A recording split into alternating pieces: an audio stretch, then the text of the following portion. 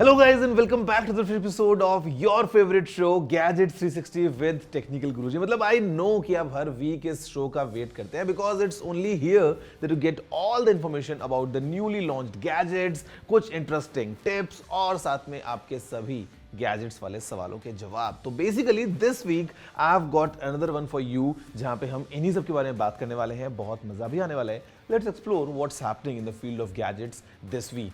Hello guys, मेरा नाम है Gaurav aka TG. You are watching gadgets 360 with Technical Guruji. जल्दी से आगे बढ़ते हैं, चलिए शुरू करते हैं.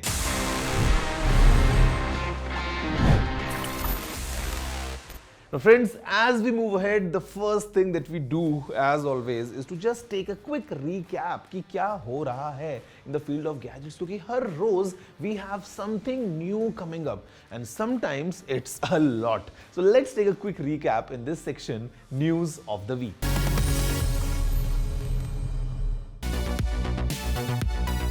Google I/O Connect in Bengaluru brought together India's brightest developers for a deep dive into the latest advancements from Google. Groundbreaking AI tools से लेके नए features for Android तक, the event showcased how technology is shaping the future. The event unveiled initiatives to support Indian developers and startups, including expanded access to AI models like Gemini and Gemma, open source resources for Indian languages, and tools for efficient on-device AI. Google also announced partnerships to train 10,000 Indian startups in AI and launched an API to empower developers with data-driven insights. These investments aim to drive AI innovation in India and address local challenges. In a groundbreaking move, Canon India ने recently launched किया the EOS R1 and EOS R5 Mark II, revolutionizing the photography and videography landscape. The EOS R1, a flagship camera, को design किया गया है for action photographers and video production, setting new standards for speed and image processing. The EOS R5 Mark II, a full-frame mirrorless camera, अपने predecessors को surpass करता है with a 45 megapixel sensor and accelerated capture system, जो इसे बनाता है एक true all-rounder professionals के लिए. The EOS R5 Mark II offer करता है 8K video recording, while the EOS R1 offer करता है 6K रिकॉर्डिंग. दोनों कैमरास फीचर करते हैं 10-bit Canon Log 2, vivid colour reproduction के लिए और seamless integration with the cinema EOS system के लिए. डायसन, जो जाना जाता है फॉर इट्स इनोवेशन, ने लॉन्च किया है अपना सबसे पहला high fidelity headphones, the Dyson on track. ये हेडफोन्स बोस्ट करते हैं top tier noise cancellation, sampling external sound and impressive 384,000 times per second to reduce unwanted noise by up to 40 decibels. The on-track headphones exceptional sound quality with an enhanced sound range promise करते हैं, reproducing frequencies from 6 Hz to 21 kHz. 55 hours के battery life के साथ ये headphones design है for all day comfort. आते हैं customizable options in various colours and finishes के साथ.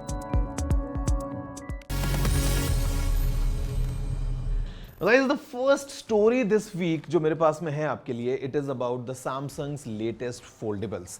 एक तो in fact I have in my pocket, this is the all new Samsung Galaxy Z Fold 6 और इसी के साथ we have one more in a different form factor. It is the latest Z Flip 6. काफ़ी interesting phones हैं, कुछ hardware में changes हुए हैं. At the same time they pack lots new features, all thanks to Galaxy AI.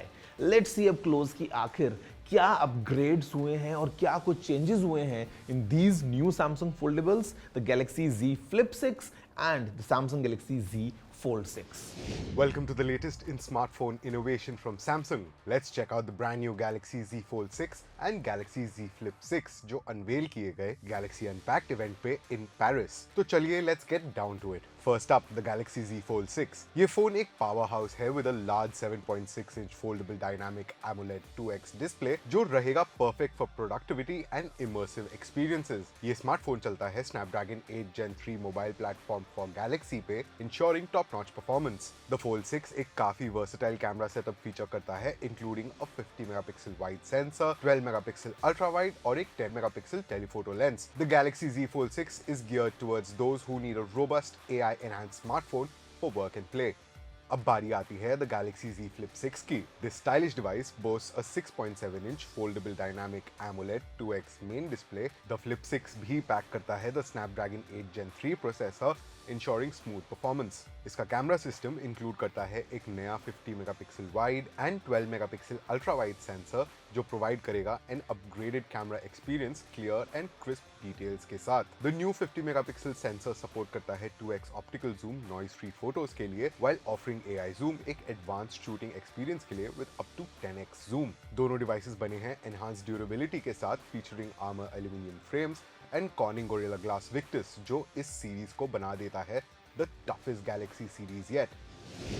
Friends, it's quite interesting to see that what Samsung is able to do in this foldable space because I still remember it was 2019 जब Samsung ने पहली बार अपना foldable launch किया था and over the years we have seen multiple new upgrades coming in and this time the focus is all on AI कि कैसे AI की मदद से जो हमारी नॉर्मल लाइफ्स हैं उसमें ये फोन्स एनहांसमेंट्स लेके आ सकते हैं because it is about a new form factor because it's a folding phone.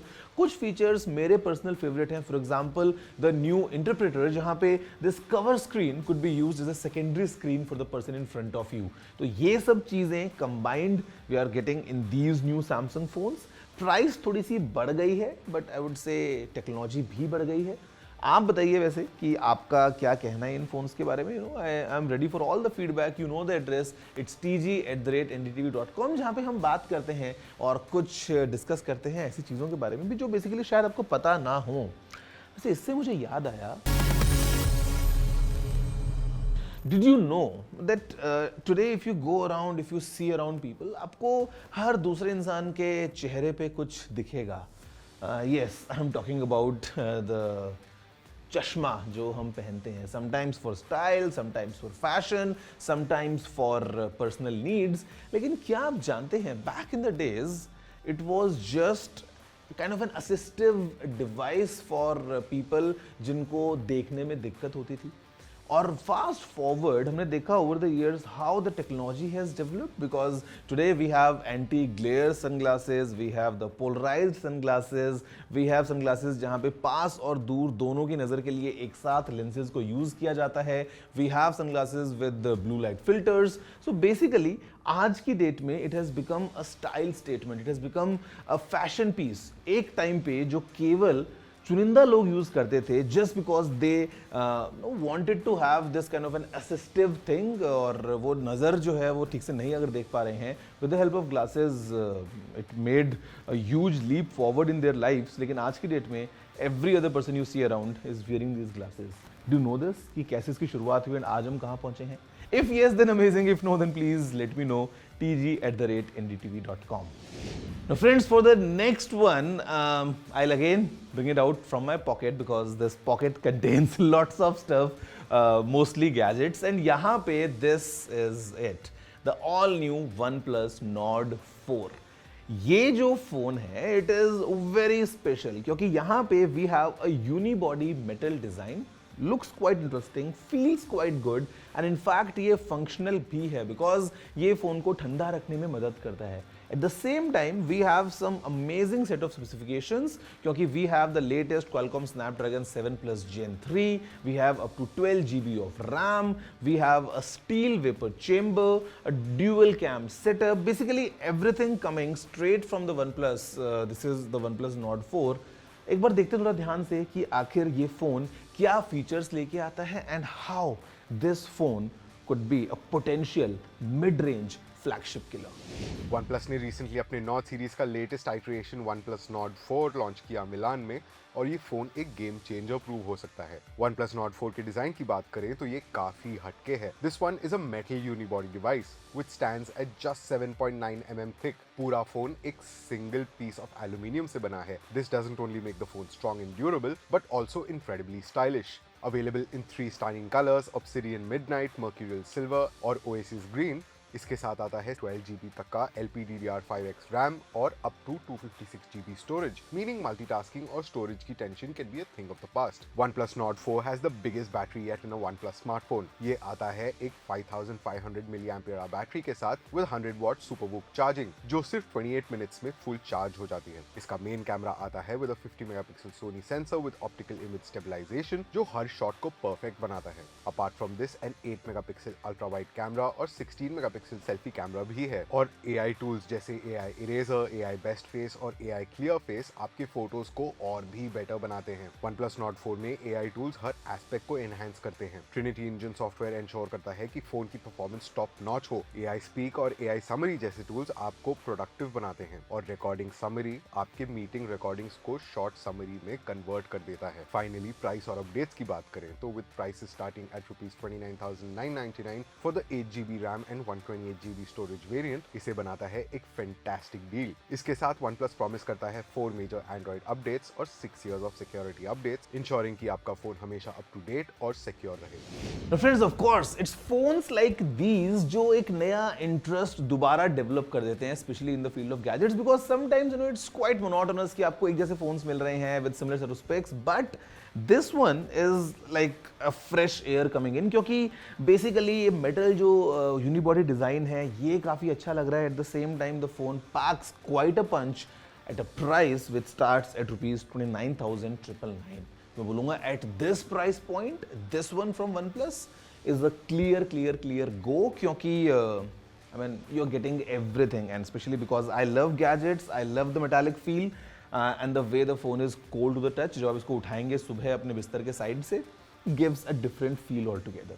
वैसे फील आपको मैं और अच्छा प्रोवाइड कर दूंगा इस एपिसोड में, बिकॉज आपके लिए एक लाइफ सेवर ही कहूँगा, because sometimes wifi and all हमको सही चाहिए होते हैं। तो I will share a quick tip with you and also answer कुछ interesting questions, everything coming your way right after this short break.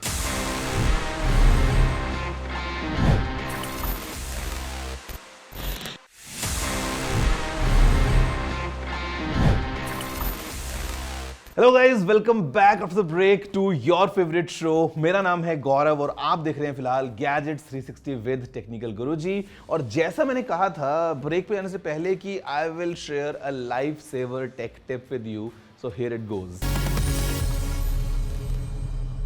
I have read it somewhere and I have felt it myself that slow internet is worse than no internet. और अगर आप अपने घर में हैं and आपको अगर wifi का सिग्नल सही से नहीं मिल रहा है, I know the kind of frustration it brings along, तो मेरी ये टिप आप ध्यान से सुनिए एंड उसके बाद आपको कोई प्रॉब्लम नहीं होने वाली है अपने घर में regarding wifi. So basically you must have noticed that in the Wi-Fi routers you have two different outputs going on. One is running at 2.4 gigahertz and another one is at 5 gigahertz. Now let me tell you, the 5 gigahertz band is much faster. और मैंने 6 बार इसलिए बोला है because approximately 6 times आपको better results मिल सकते हैं compare to 2.4 gigahertz band. But the question is about the range. 5 gigahertz वाला आपको बेटर स्पीड देता है but sometimes the range is quite limited. The 2.4 gigahertz band is in fact much more wide spread, आपको ज़्यादा better coverage देगा but speeds के थोड़े से आपको इश्यूज मिल सकते हैं। If you have old devices तो हो सकता है वो 5 gigahertz वाले नेटवर्क को सपोर्ट ना करें। तो बेसिकली आप अगर अपने बेडरूम में हैं और आपका राउटर कहीं दूर रखा है और आपको अगर नेटवर्क ठीक से नहीं मिल रहा है ना, try switching it on to the 2.4 gigahertz mode, and in fact अगर आप राउटर के नज़दीक रेंज में बैठे हैं, use the 5 gigahertz band for much more better speeds and better experience altogether. ये टिप याद रखो and next time when you connect to a Wi-Fi network, just check it out if it's 2.4 gigahertz or 5 gigahertz ताकि आप best network का best फायदा उठा सकें। Guys, finally it's time for this section. It is Ask TG, जहां पे मैं जो सवाल आपने पूछे हैं उनके जवाब देने की कोशिश करता हूं। Let's see the kind of questions we have in this week's episode. So my power bank was recently confiscated at the airport saying it wasn't flight safe. What does that mean? Please suggest a power bank that can charge my laptop on flights. So here the thing is about the capacity of your power bank. And मैं यहाँ पे mAh की बात नहीं कर रहा हूँ like 20,000 या 30,000 mAh. I'm talking about capacity in terms of watt hours. So basically flights में the regulation is कि you cannot carry a device जिसमें आपको 100 watt hours से ज़्यादा की पावर स्टोर करने का ऑप्शन मिलता है। आपने देखा होगा for example laptops, the cap is 100 watt hours। अगर हम बात करते हैं पावर बैंक्स की, the cap is 100 watt hours। हाँ, you can carry multiple smaller capacity power banks, लेकिन सिंगल साइज में जो बैटरी है उसकी कैपेसिटी इससे ज़्यादा नहीं हो सकती है. सो चांसेस आर कि जो पावर बैंक आप कैरी कर रहे थे फ्लाइट में वो 100 वॉट आवर से ज़्यादा की कैपेसिटी का था, and that's the reason it was confiscated because of safety issues.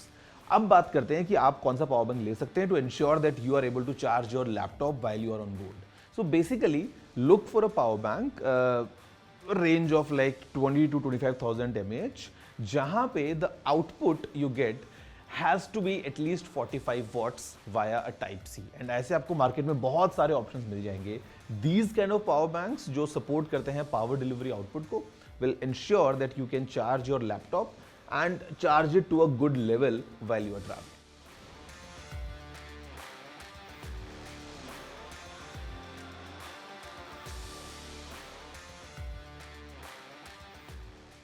No, not at all, because आपका टीवी सेम रहेगा.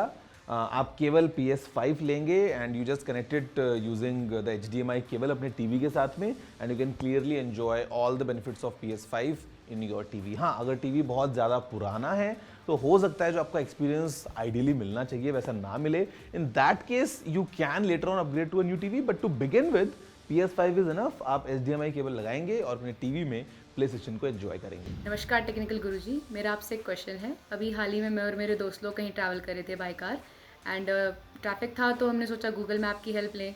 तो मुझे ये चीज़ थोड़ा डाउटफुल लगी और ये चीज़ समझ में नहीं आई कि हम दो लोगों को दो डिफरेंट रूट्स दिखाया था for the same place. How is it even possible, sir?